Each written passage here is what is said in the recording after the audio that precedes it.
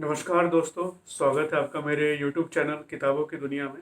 इस चैनल पर मैं किताबों से संबंधित जानकारियाँ शेयर करता हूँ।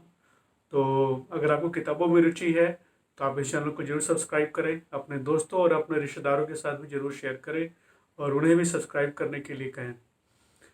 बेल आइकन जरूर प्रेस करें ताकि जब भी मैं कोई नया वीडियो डालूँ तो उसका नोटिफिकेशन आप तक जरूर आए। तो चलिए आज की चर्चा शुरू करते हैं। आज मैं आपको एक कविता संग्रह के बारे में बताने वाला हूँ और ये उसका नाम है 15/5/75। ये लिखा है गुलजार ने और ये उनकी कविताओं का संग्रह है और ये वाणी प्रकाशन में छपा है। तो सबसे पहले तो इसका शीर्षक देखते हैं कि ये 15/5/75 क्यों है। तो पूरा जो संग्रह है वह 15 खंडों में विभाजित किया गया है और हर एक खंड में 5 कविताएं। तो 15 × 5 = 75, कुल 75 कविताएं इसमें। इन कविताओं में गुलजार ने छोटी से छोटी चीज़ जैसे पेड़ हो गए या फिर आसपास की जो घटनाएं हो गई या फिर बड़ी से बड़ी चीज़ जो विश्व स्तरीय घटनाएं थी या फिर इतिहास या आने वाले समय या फिर जो निरंतर चलता आ रहा है, उन सारी चीज़ों को इस अलग अलग कविताओं में गुलजार ने बताया है।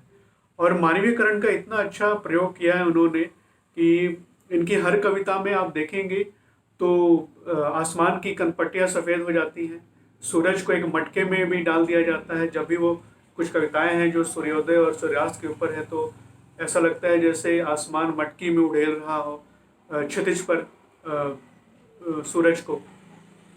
फिर देखेंगे कि कुछ कविताएं हैं जहाँ पर जो दिन है उनको आप अगर आप लॉन में बैठे हैं तो ऐसा लग रहा है कि दिन को उतार कर लॉन की तार पर टांग दिया गया हो।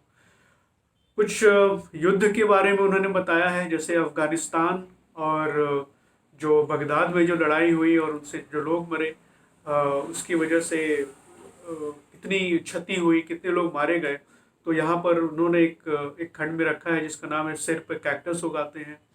फिर उसमें आप देखेंगे कि बारिश को हिचकियाँ आती हैं। तो हर एक घटना को उन्होंने एक मानवीय रूप में प्रस्तुत किया है। यही इस संग्रह की सबसे बड़ी खासियत है।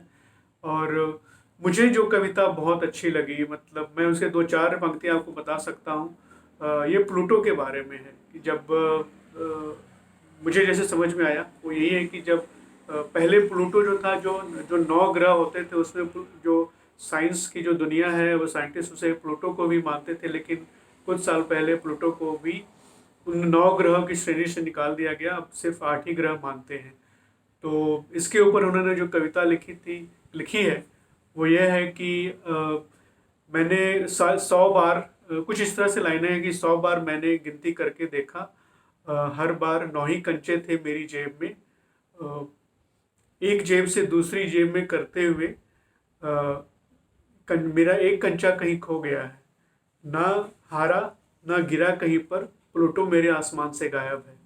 तो बहुत ही सरल शब्दों में और बहुत ही अच्छे तरीके से उन्होंने ये कविताएं लिखी हैं। कहीं कहीं पर उर्दू और हिंदी मुझे नहीं पता, मैं उर्दू का ज़्यादा जानकार नहीं हूँ, तो लेकिन उर्दू हिंदी काफ़ी मिलती जुलती है।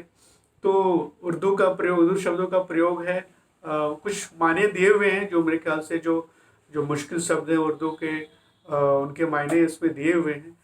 और तो एक तरह से पूरा जो संकलन है मुझे काफ़ी अच्छा लगा। और आप पढ़िए और बताइए कि आपको कैसी लगी ये कविताओं का संग्रह जो गुलजार का है 15/5/75। और ये रिव्यू कैसा लगा, ये समीक्षा कैसी लगी, आप बताइए ज़रूर कमेंट बॉक्स में। मैं फिर मिलूँगा एक नए वीडियो में एक नई किताबी चर्चा या फिर एक समीक्षा के साथ। तब तक आप अपने आनंदमय जीवन को आनंदित बनाते रहिए, लाइफ एंजॉय करते रहिए। Bye bye.